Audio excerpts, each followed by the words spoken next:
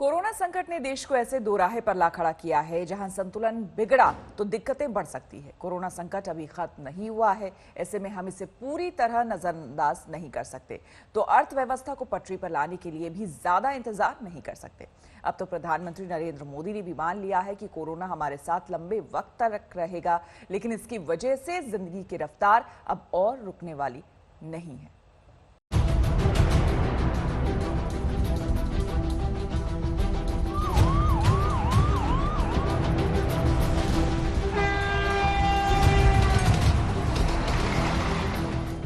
Corona संक्रमण काल में इंसान की जिंदगी ही नहीं फंसी है, देश में प्रगति के पहिए भी जाम हैं। सरकार ने जिंदगी को वापस पटरी पर लाने की कोशिश तेज की है, पर इसका असर धीरे धीरे होगा।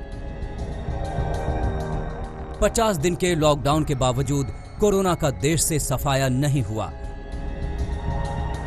देश में कोरोना संक्रमण के मामले 70,000 की तादाद को भी पार कर चुके हैं। अब तक 70,756 लोग कोरोना संक्रमित पाए गए हैं। सबसे चिंता वाली बात यह है कि पिछले 3 दिनों में ही कोरोना संक्रमण के 11,000 से ज्यादा नए केस सामने आ चुके हैं।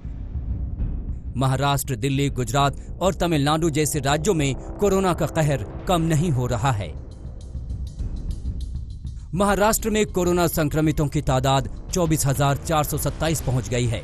गुजरात में कोरोना संक्रमितों की तादाद 8,903 तक जा पहुंची है। राजधानी दिल्ली में कोरोना संक्रमितों का आंकड़ा 7,233 तक पहुंच चुका है। राजस्थान में 4,056 लोग कोरोना संक्रमित पाए गए हैं।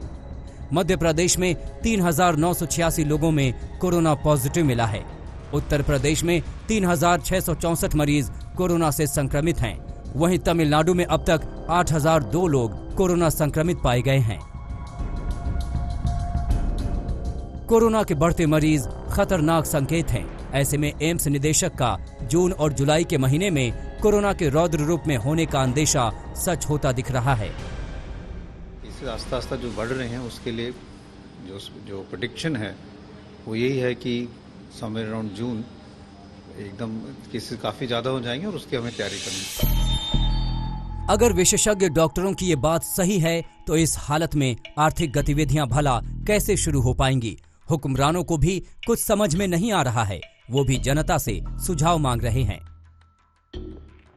आप अपने सुझाव मुझे इन जरियों के इनके जरिए भेज सकते हैं। एक तो है फोन नंबर, आप फोन करके इस पे अपने सुझाव रिकॉर्ड कर सकते हैं। आप मुझे व्हाट्सएप के जरिए अपने सुझाव भेज सकते हैं।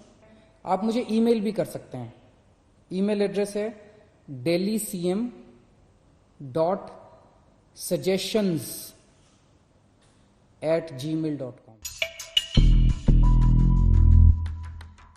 कोरोना की अब तक कोई दवाई नहीं आई है। सोशल डिस्टेंसिंग ही इसकी एकमात्र दवा है, लेकिन डूबती अर्थव्यवस्था को उबारना वक्त की मांग है। ऐसे में अर्थव्यवस्था की सेहत सुधारने के लिए लॉकडाउन में शर्तों के साथ ढील देने की संभावना बढ़ रही है, लेकिन इससे कोरोना का खतरा कम नहीं होता। दिल्ली में अशोक सिंघल के साथ आज तक ब्यूरो।